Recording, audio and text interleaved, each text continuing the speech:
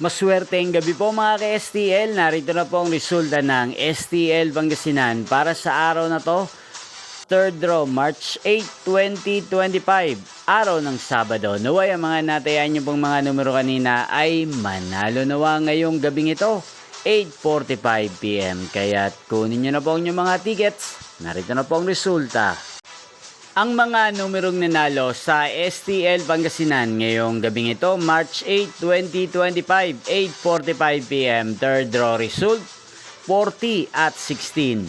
In exact order. Sa lahat po ng tumaya kanina sa STL Pangasinan para sa third draw ng 40 at 16, congrats po sa inyo. Panalo po kayo. Again, 40 at 16. At ngayong gabing ito sa STL Pangasinan, natin pong i-shoutout si Ate Paula ng Pangasinan. Shoutout po sa inyo Ate Paula na lagi pong nanonood din sa channel na to.